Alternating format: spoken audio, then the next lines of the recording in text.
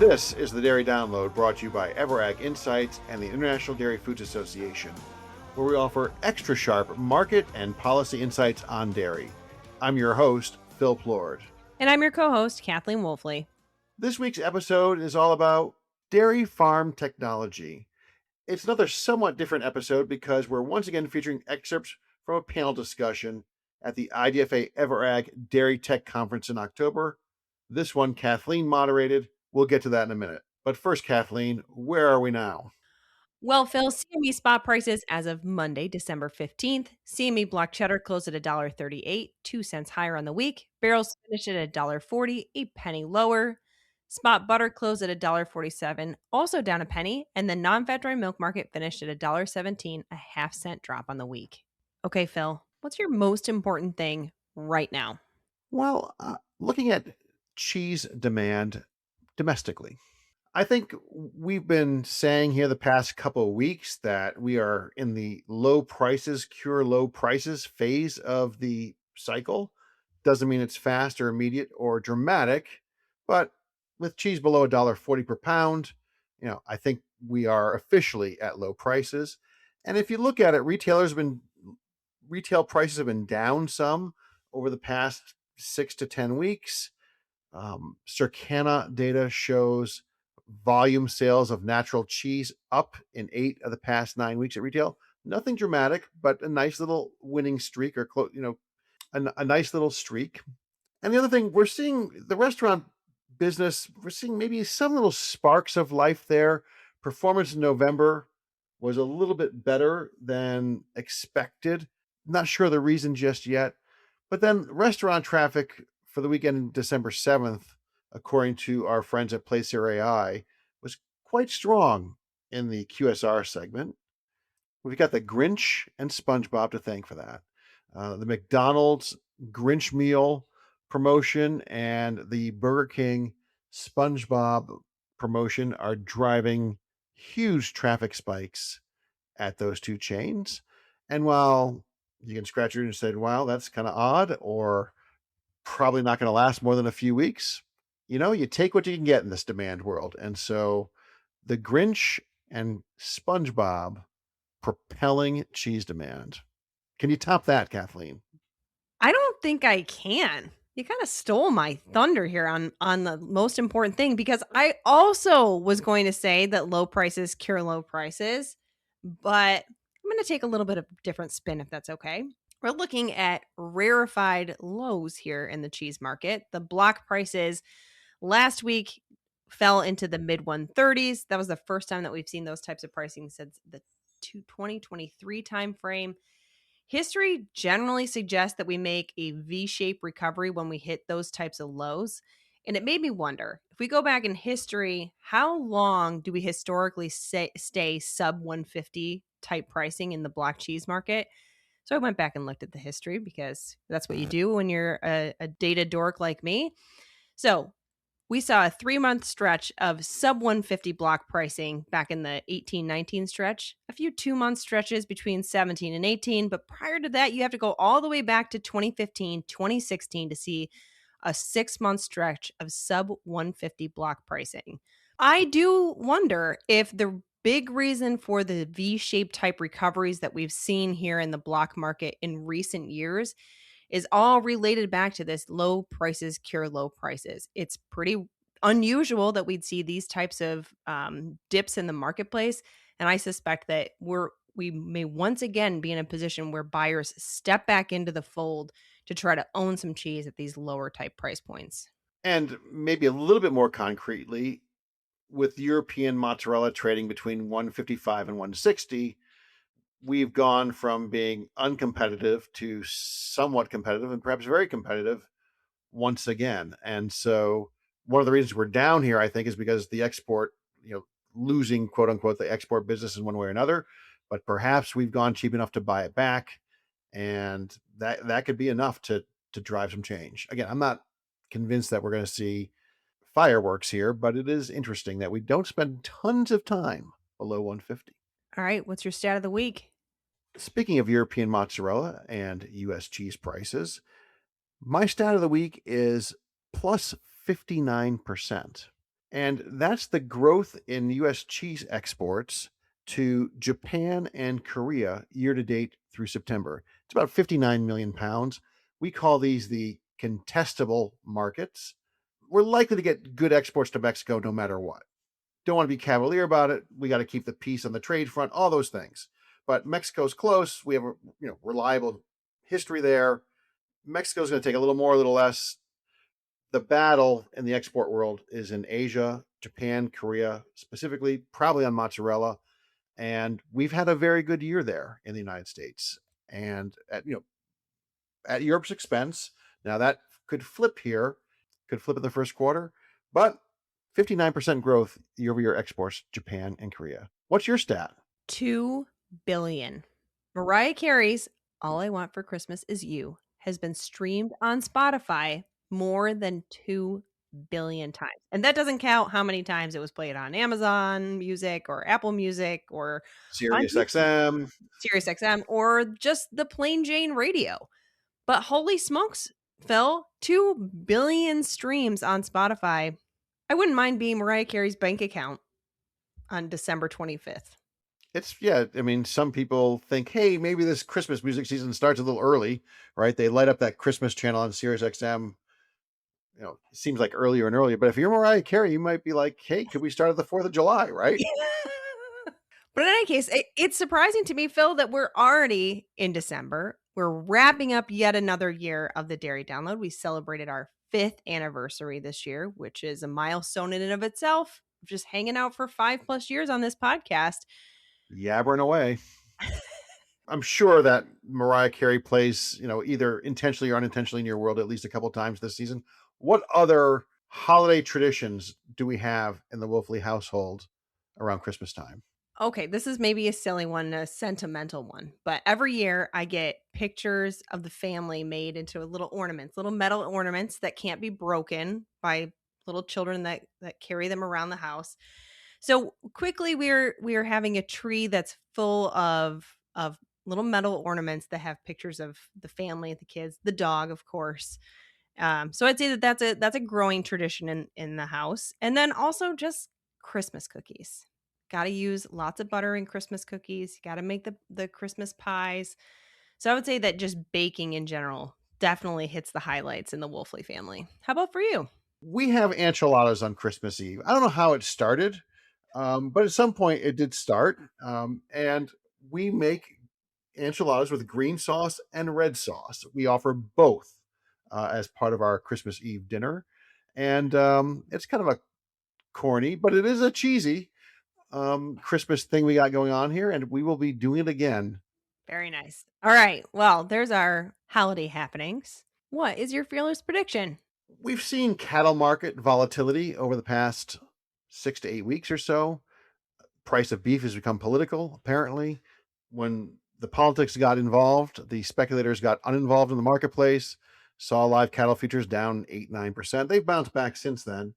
But on August 27th, nearby live cattle futures hit an all-time high of $247 per hundredweight. I think that high is going to stand for at least a year. We could bounce back higher. We don't have a lot of animals. There's still all kinds of questions around the cattle markets. But I don't think we're going to make a new all-time high in the next 6 to 12 months. Let's say 12 months. We can talk about it next year. I could be wrong. If I'm wrong, I can be wrong. I'll give myself all year long to be wrong. What about you? I was thinking about your comments on your stat of the week of cheese exports. And my fearless prediction is that we will not see Q1 cheese exports top 2025 levels. So 2026 cheese exports will be flat or lower than 2025.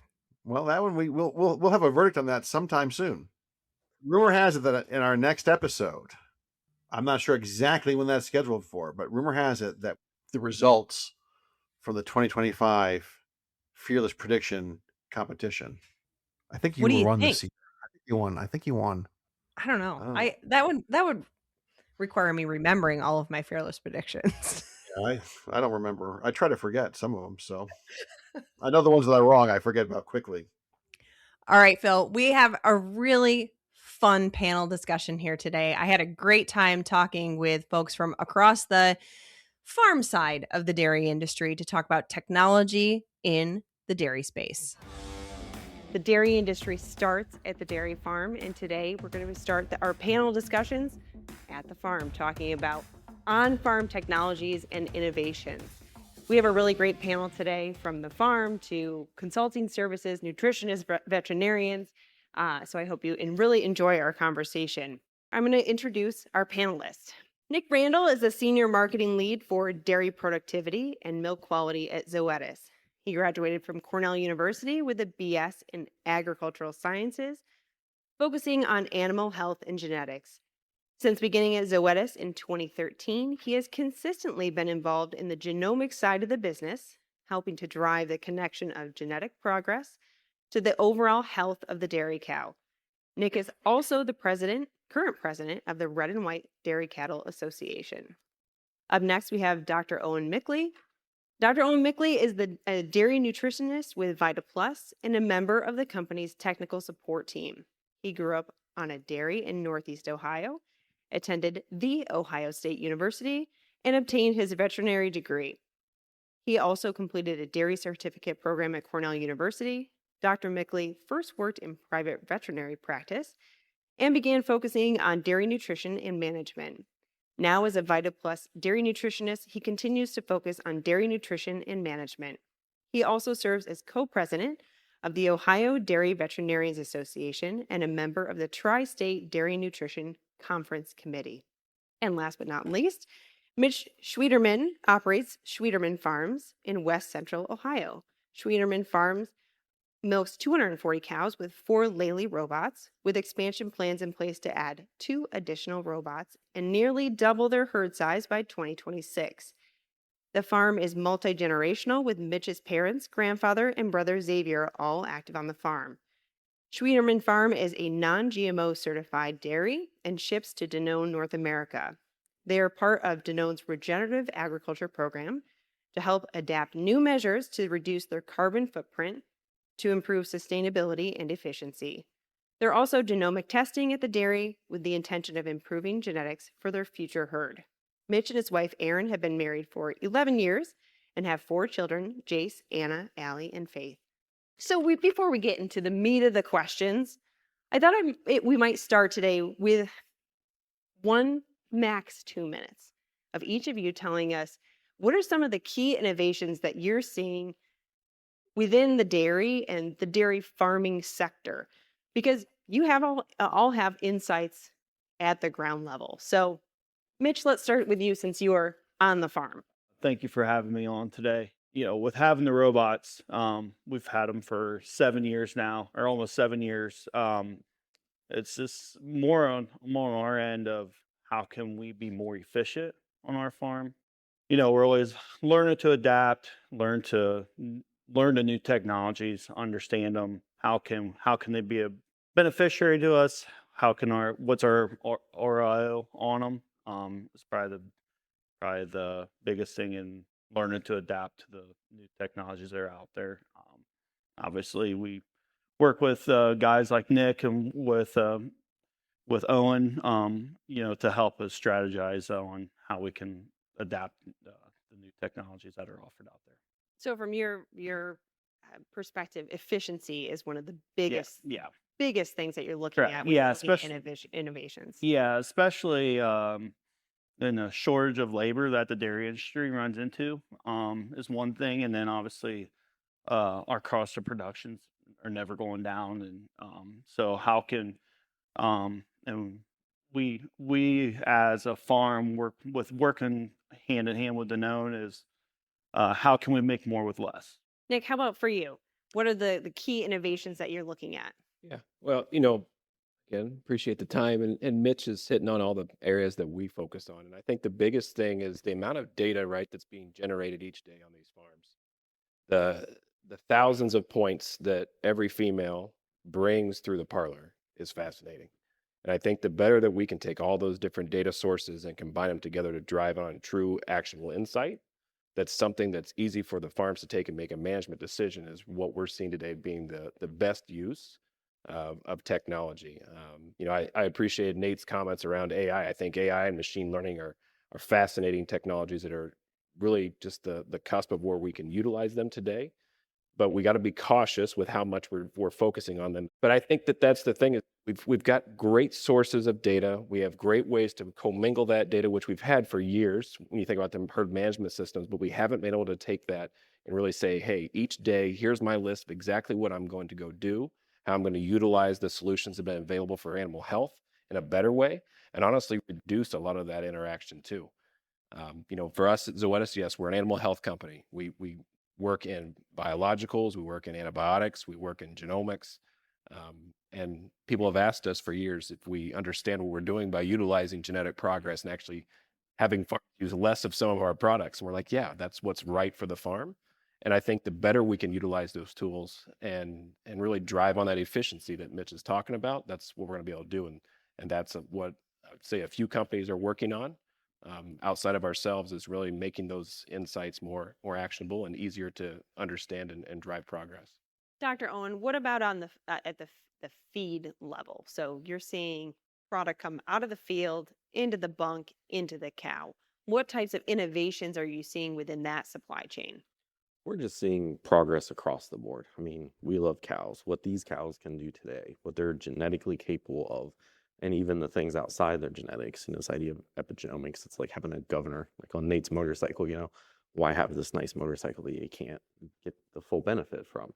And so we're taking that and integrating it from what we do from crop selection, what we do from genetic selection, and how can we pull nutrition and management together to allow these cows to achieve their genetic potential. Basically, in the last 7 years, we've made enough genetic potential to cover what we did in the 30 years prior to that. And so as this change continues to move forward, we're able to use this technology to have real time. A lot of our cows anymore, they have Apple Watches basically on them. There's all these different modalities. So we're collecting real time data. It's like at Mitch's farm systems like that. We're able to look and evaluate things basically in real time. And as we aggregate data, and one of the things in these type of scenarios that I talk about in relation to AI is we collect a lot of data, a lot of it's siloed or segmented, and we're working hard to try to get this data, we can transform it into information because that's what our producers need. So that they actually have actionable information to do something meaningful with and to make decisions. Because as you have more data, more information you're confident in, you can take that to do your projecting, just like your logistics chains. And here we are, and we can be more profitable. So we're not always talking about widgets when we're talking about dairy farm innovation. I mean, I think about a robot is a widget. It's a really big widget. It's very capable. But what I've heard in all of your comments is it's data. It's harvesting the data using, in some respects, the widgets, but also genomic testing or looking at the crop selection. Um, so when we think about you can't manage what you can't measure, so that's our data piece. What tools are you seeing are best for tracking some of these key features at the farm that will help to build on efficiency? So, Mitch, what are you using? What are your favorite tools to build data sets that you can use? Yeah, so one thing that's really neat with our robots is there is so much data through the horizon part that we use that I'll never understand all of it.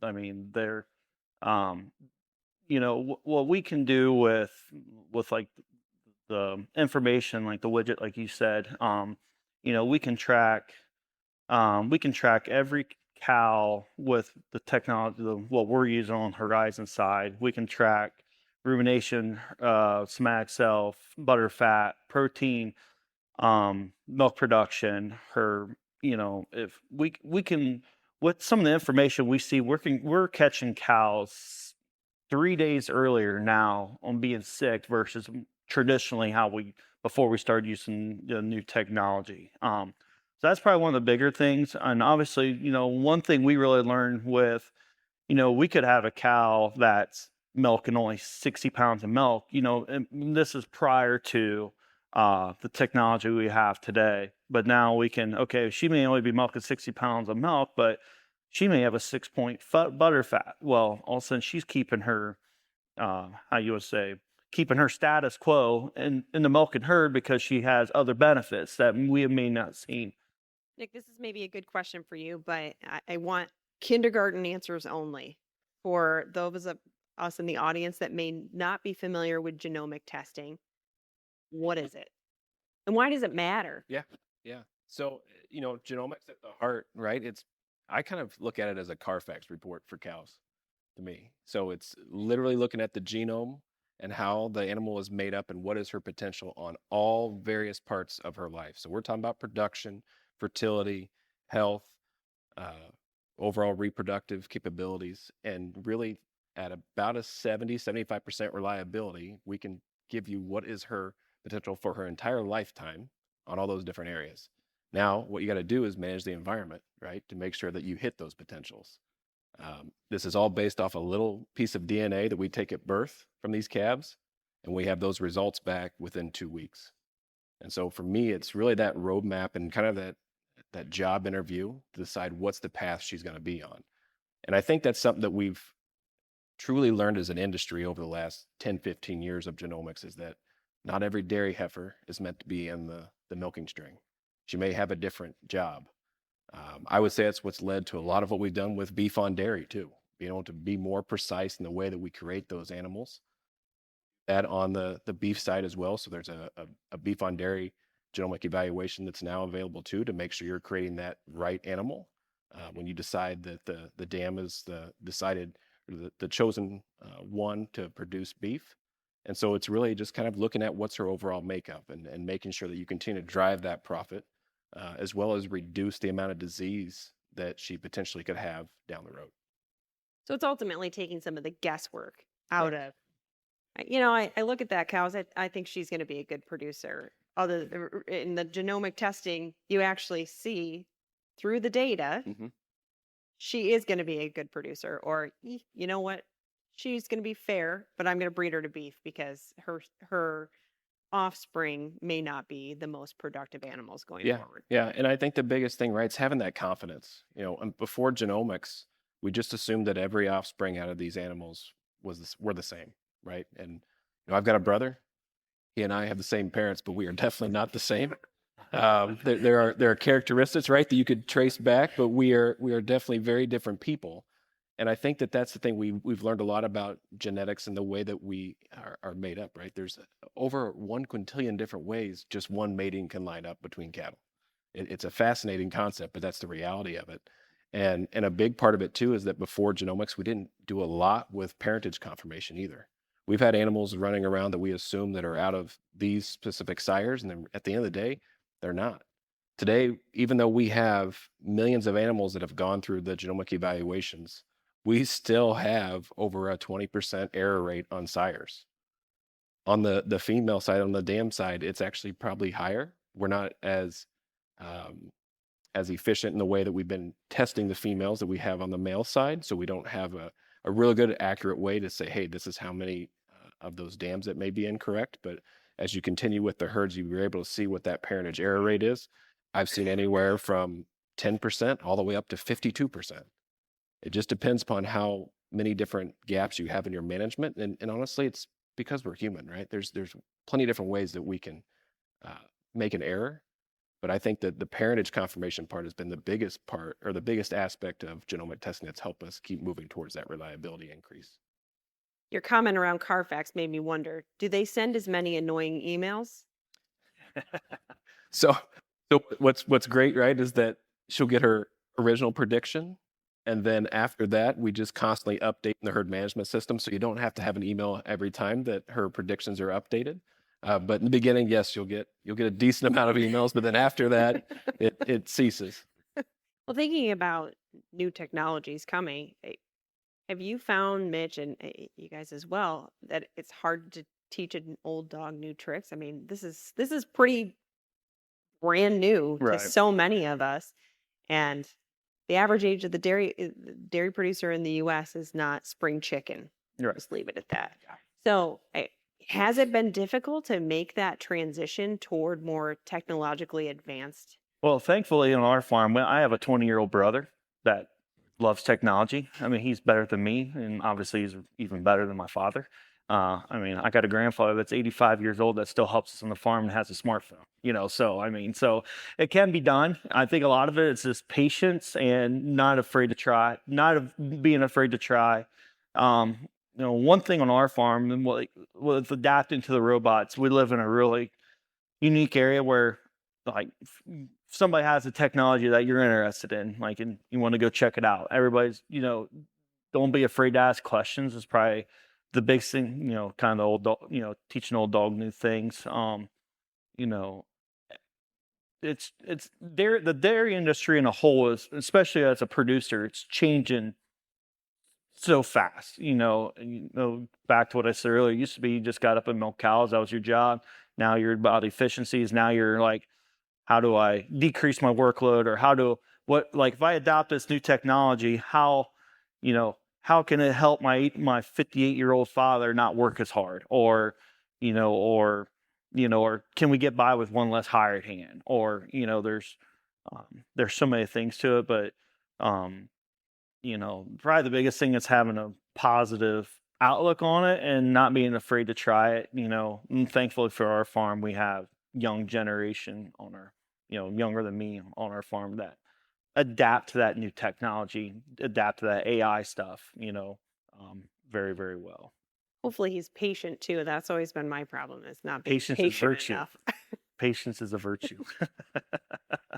So we did have a couple questions that came in online. One question, and this is a good one. What about internet connectivity? I know I live in a vortex of no internet service. I'm sure that you all have been on those farms. How are farms dealing with lack of connectivity?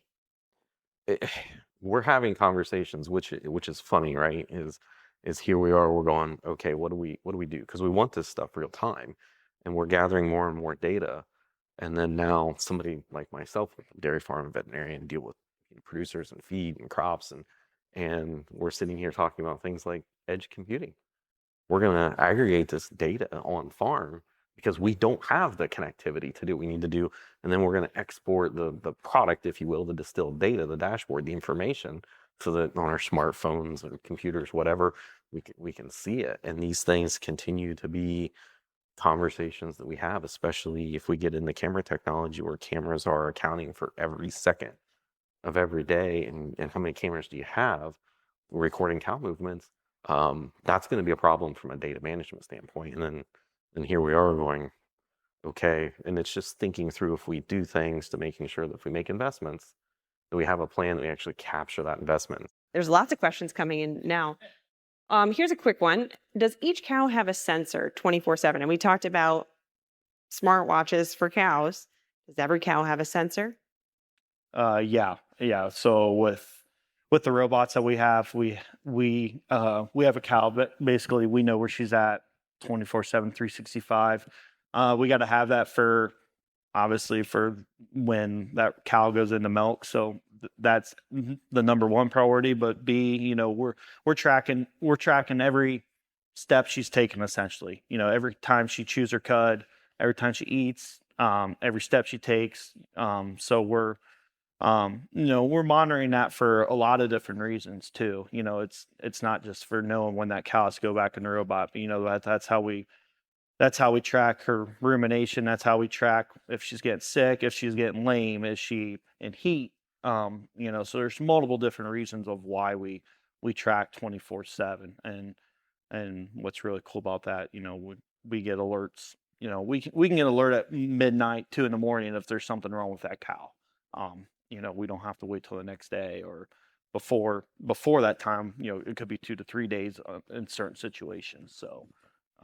So yeah, we do watch 24/7. It's kind of like a Hall and Oates song. Every move she makes, cud chewing time. I feel like that was definitely a lyric, right? Yeah. Here's a good one. What is a capability on the farm that you wish you had today but do not? Or what types of technology capabilities do you foresee coming online in the next few years? One thing that I'm really intrigued about is so with us having our partnership with Lele, of having the robots, they have a new system called a vector system. So basically, kind of what I talked about earlier is, we're micromanaging each cow, how much robot pellet she gets. Well, we're kind of looking at it from a different perspective of how can we take her TMR diet and base it to what cow needs. Um, so the whole herd doesn't just get one complete TMR. We can feed that cow, and I'm not saying we can. It's not based on per station, but like maybe in groups. Because you have first lactation cows are smaller, stockier animals. They're still in their growth stage. When cows calve, they're only at like 80% of growth, give or take 85%. So if we can maybe look at different feeding technologies to maybe help make her grow faster, but also maybe maintain more milk or vice versa. So that's one thing that's really intrigued to me, just because we've seen the growth, we've seen the impact of the robots, but where can we go next? Obviously, we do the genomic testing to help with the genomic side, but the way I look at it is if you go to Texas Roadhouse and eat a big steak, you're not maybe going to feel quite as good. But what if you took that steak and ate it in 8 different partials? That's essentially we're going to do the try. Look at something. I think that's something down the road. Obviously every farm's different to make that fit, but I think that could be another step in the efficiency end of like how can we still get and back to our relationship with the known is how can we make more with less, and I think that's another step in the stepping stone to that's another cool technology that we've seen personally that I think could be a huge factor in the dairy industry. But um, it's something new. But it's just like the robots. The first time we went and looked at robotic milkers, we're like, we're never going to do this. Now, we wouldn't do without them. So I think this is another step to just being following our pledge with the known, make more with less, and I think this is a good stepping stone potentially. Going back to data sharing, do you see sharing of farm data eventually being mandated by processors or by milk buyers? I don't know at this time. I mean, every producer has a relationship with their processor. I've not heard any conversations, so I would be speculating at that point in time. But Yeah, I feel the same way. I would think if there's anything, probably there would be, some type of, I guess you call it almost a bonus, right? If you're willing to share uh, certain data, some kind of incentive. Yeah, I've heard nothing along the lines of processors mandating it, but as Mitch was talking about, some processors want to know everything right now, but honestly, you're compensated for it too. Yeah. So, yeah, I don't see that happening. And I guess Dr. Owen and Nick, you're on lots of different farms all the time. What technology is just on the cusp of becoming more mainstream? I would like to think the cameras are. I think there's another layer of the cow behavior that we can see with it. But it could be some time off. Like I said, there's so much data we'll have to process potentially that on site. I think it's really exciting because those of us that are cow people and back to how we manage these cows and individuals, and can we pick up these subtleties sooner, and so we can manage better. So I think that's one of the things I see out there, that there's a lot of work being done, but there's still a lot to go yet. I fully agree with that. I think the cameras are getting very close, and I think biggest problem, right, you said, is the amount of data that they're trying to process, and every camera system has their own algorithm. Obviously, the initial part is looking at lameness in cattle and I would say rumen fill and what have you, overall locomotion. But there's so much more that we can do with those cameras and the data that's being compiled. I think the inline sensors are that same path as well. Thinking about milk quality and how we can monitor that real time, from a somatic cell perspective, a fat and protein perspective, possibilities of mastitis through connectivity. I think that those two are what's right there at the edge to being more mainstream. Because I would say today, to me, I think activity monitors are pretty well there at this point. I feel it's getting to that place where majority of dairies are going to have some kind of sensor for activity at this point. And what by inline sensors, you mean like in the vacuum pump you've Yeah. got Well, right in the milk line there. I know there's some that are looking at actually putting them right in the inflations. So there's all different ways that you can think about it.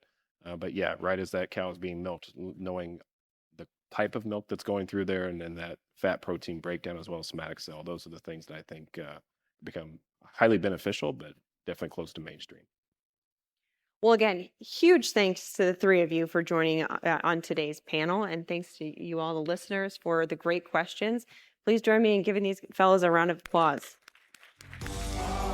That's a wrap for today's show. As always, we want to thank our production team, Matt Herrick, Mariah Minnick, Andrew Jerome, and Jeff Cullen at IDFA, and Abby Bauer over here at EverAg. If you're interested in what Kathleen and I do for our day jobs, check us out at ever.ag.